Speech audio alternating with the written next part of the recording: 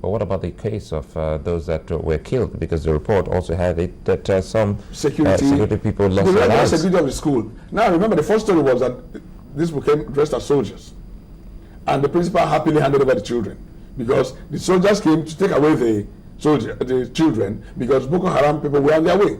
Now ask yourself: so you principal and your daughter are immune from Boko Haram? Why did you enter the vehicle with them? Now, thereafter, it didn't make any sense again. So they said, oh, no, the school, because buildings were burnt. So some people were also killed. Stories and stories and stories. So it makes you wonder what exactly is going on. And now, Governor yesterday, as I watched him on channel saying he has information which has passed on about the children not having left the borders of Nigeria, so they are not in any Chad or Nigeria or anything. That's wonderful. Prior to this time, like I asked earlier, what has that governor been doing? Why would he even say they should come and hold an exam in an unsafe place and didn't provide any security? Even local, even vigilante, he didn't provide. Doesn't this raise questions about how we are responding to terrorism as a country? Because right from the local government to the state to the principal, the school authorities, the commissioners, the federal government, state government, we thought that by now, we should have established certain lines of communication when it comes to security.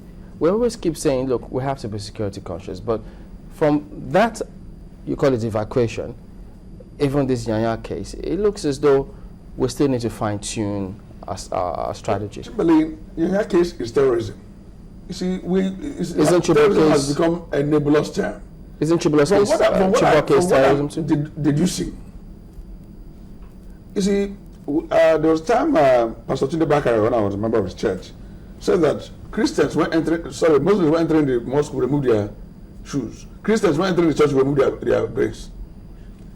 Now, you need to remove your brain to be seen as being politically correct, because if the next thing they'll tell you, maybe you don't have daughters, maybe you don't have children. That's why you're talking like this. I happen to have a daughter anyway. But I'm saying that from what I am seeing, from my deductions, I do not think that there was a criminal abduction. For the Chibok case? Yes. I might be wrong. Because I'm talking about assuming you just woke up from a 12-year slumber and they brought all these facts, all these things before you now, without hysteria. What do you mean by criminal abduction? That's removing the children against their parents and their teachers and everybody's will, against their will. You think they cooperated with them? What I'm saying is that if these children were removed, then there was a normal arrangement to evacuate them somewhere, not that they were taken by Boko Haram.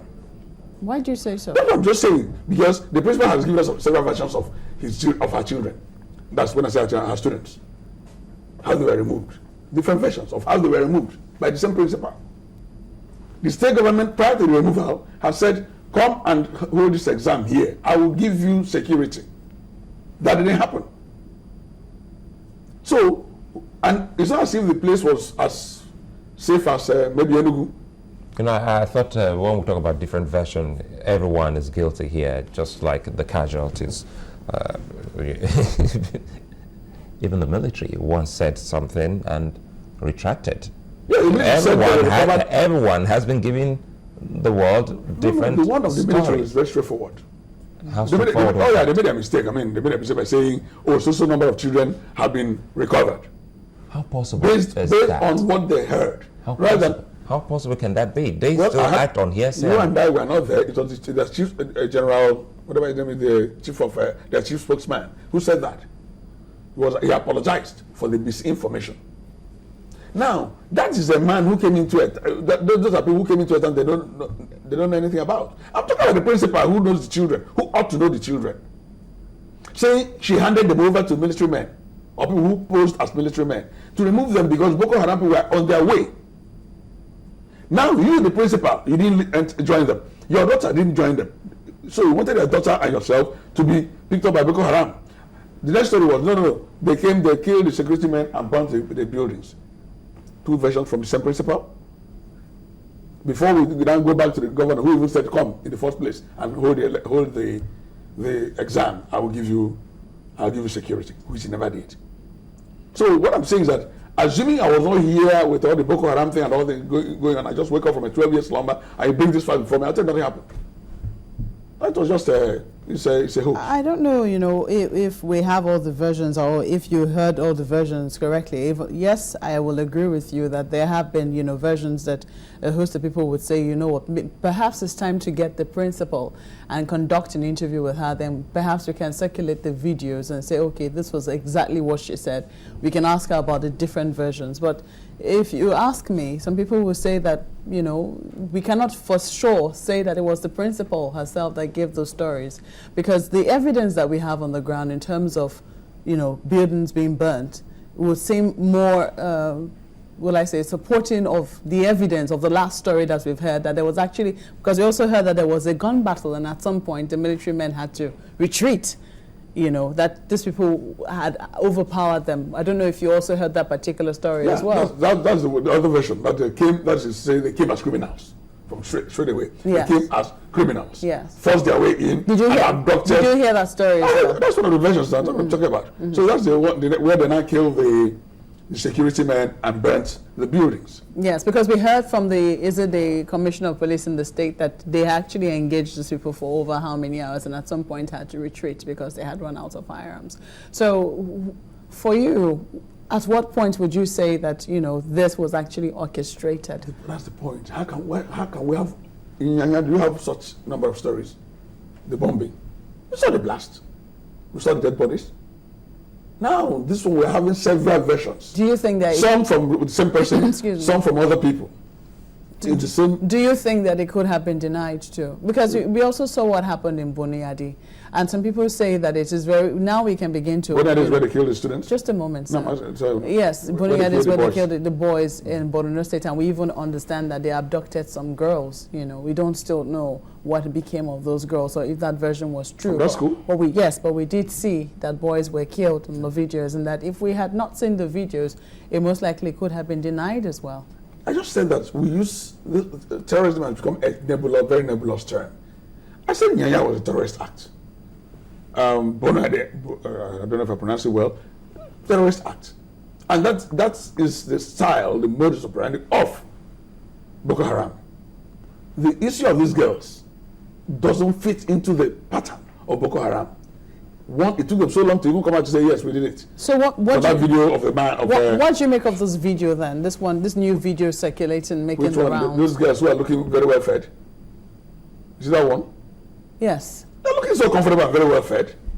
You see, I'm not going with the theme, with the people who say, oh, you want to politically correct. I'm saying what I observe. I might be wrong. I'm not God. I'm not omniscient. But what I'm saying is that looking at that video. Does it go with what the girls were saying in the video? Because if you also hear what the girls were saying translated. That Christianity is evil. That's what I heard. No, just a moment, sir. That they are being very well taken care of and that they have been shown love and care. That is one of the things that, well, for all we know, maybe that's what they have decided to do with it. Because we also understand that at some point they had Robin Hood tendencies.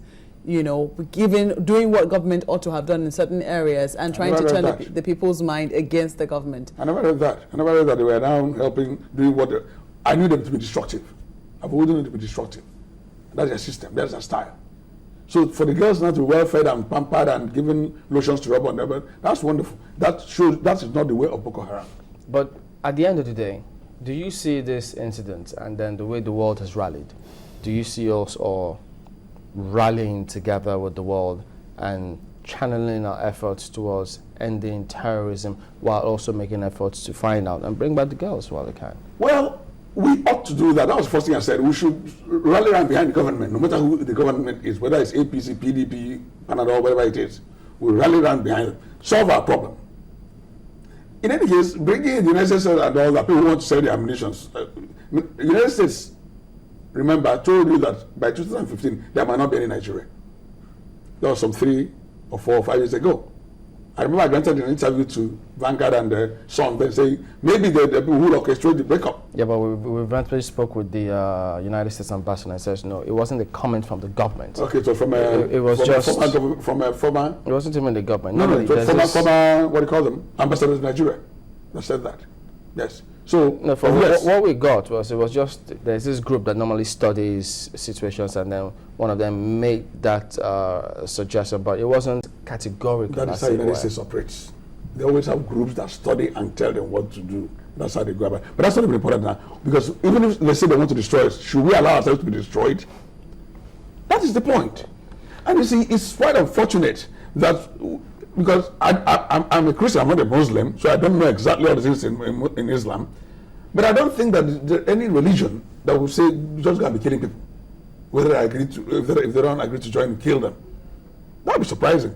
But I think that some people take advantage of the situation and then send out these people to go and massacre others. For instance, when there was a cartoon of Prophet Muhammad, I think peace be unto his name, did I get it right?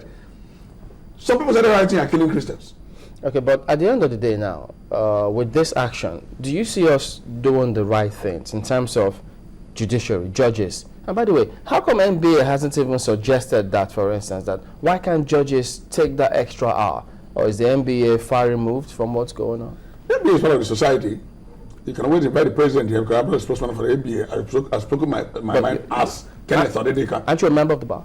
I am. But I'm not a spokesman. Is there no way that this can be suggested to the leadership of the NBA, saying, listen, we've seen crimes where this thing happened, even in the SA here, where judges sit? The president usually watches this. So let's hope that with this, he'll now put some pressure, as the media ought to do. The media is very powerful, are very powerful. It's the media that actually ought to put this pressure. All right. I want to thank you for coming on. Kenneth Odidika is a legal practitioner and also a public affairs analyst. Thank you for coming on this morning. Thank you very much. We're back with another perspective in just a moment. Please join us again.